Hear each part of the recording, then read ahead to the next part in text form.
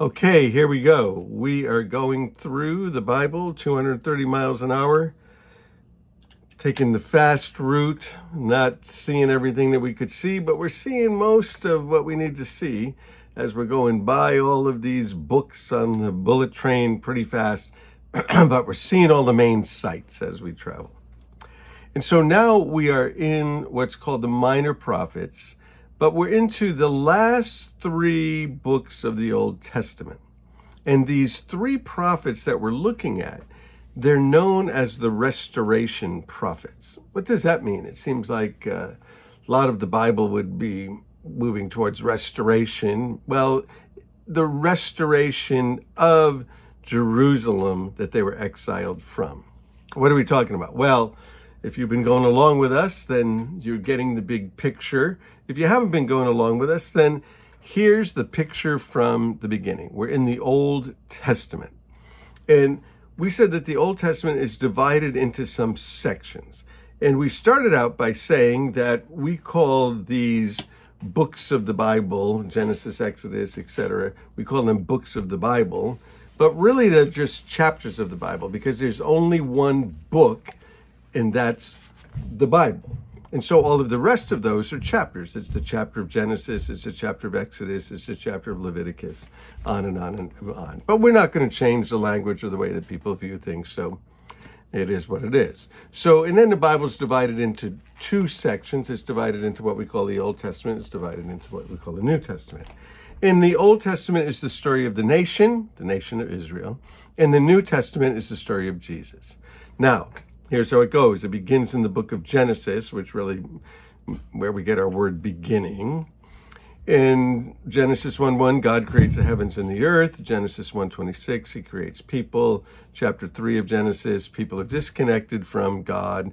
And then the story begins of God trying to reconnect us back to himself. And then ultimately at the end of the book, setting up the restored kingdom forever and ever and ever. Well, what happens before that? Well, we've been going through the book, the Bible. And we've been going through the chapters of the Bible, and we call those books.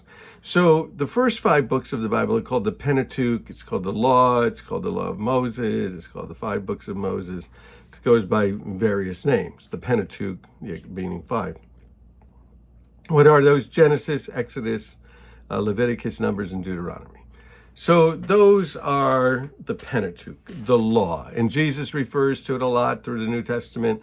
It's referred to the law. It's those 5 books. That's where you find the 10 Commandments. You find all of the regulations given to Israel, where they were to be a theocracy with God ruling over them, and all of the rules of God ruling over them are found there in the Pentateuch.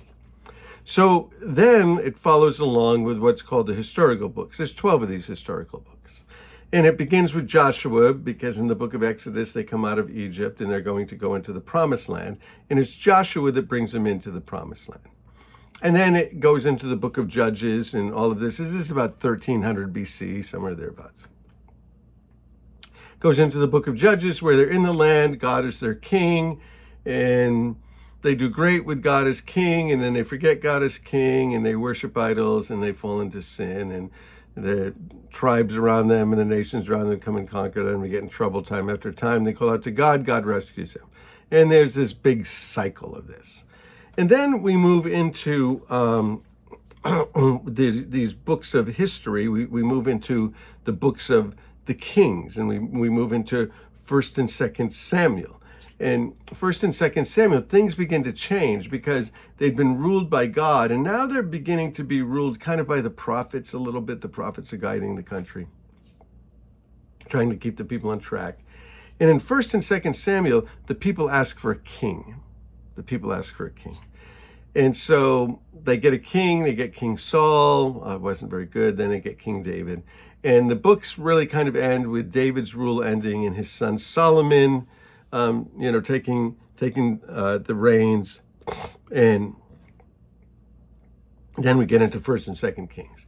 And when we get into 1st and 2nd Kings, that's from Solomon on, and then we get Solomon passing it on. And after Solomon passes it on, there's some issues over tax, and the nation divides in 2. There's a civil war. It's called Israel in the north, with Samaria as its capital. It's Judah in the south, with Jerusalem as its capital. And they're at odds.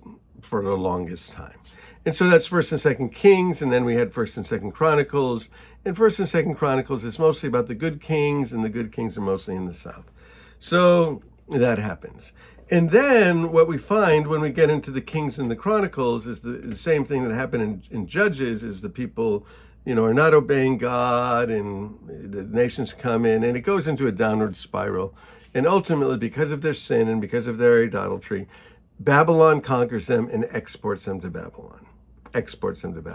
So some of these history books, Ezra, Nehemiah, Esther, they are sort of exile and post-exile history books, telling us about what's going on in the exile and what's going on after it as well. So those particular books. Then we got into what we call the poetry books, and the poetry books, they don't always feel like poetry. We tried to explain what Jewish poetry sounds like and what it's made up of, but that's made up of 5 books as well, and that was Job and Psalms and Proverbs and Ecclesiastes and the Song of Solomon.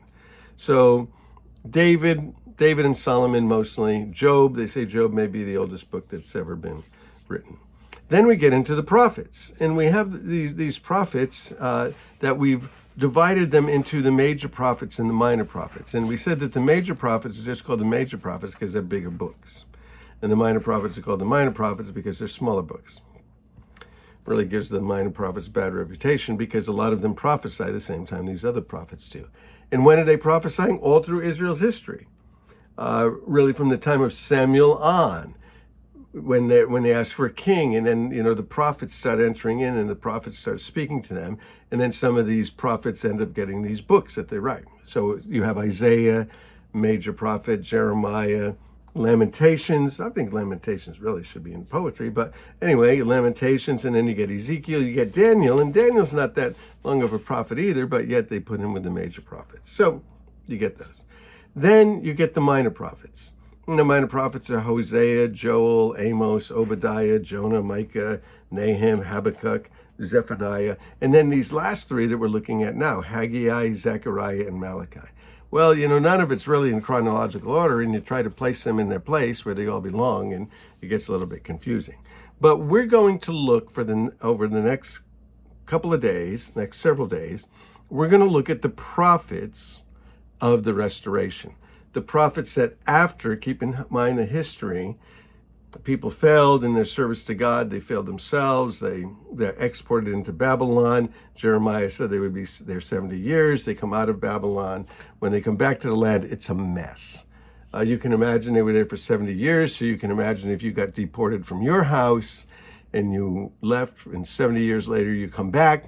Probably some of us would be too elderly to come back, but some of our children could, and some of the old people even could come back. Some of them could, and some of them did.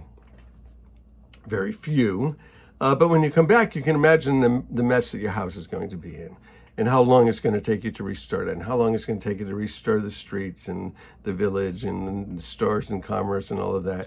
And the people become very distracted.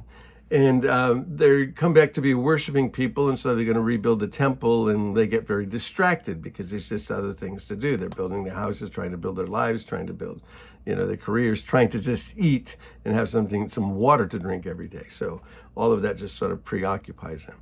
But the prophets are edging them on, like, go, guys, with it. Go for it. We can do it. We can do it. We can do it. And those prophets are Haggai, Zechariah, and Malachi. And they'll be really just prophesying to them and encouraging them. And they're also really, these guys are kind of at the same point of where we looked at the history books, Nehemiah, Ezra.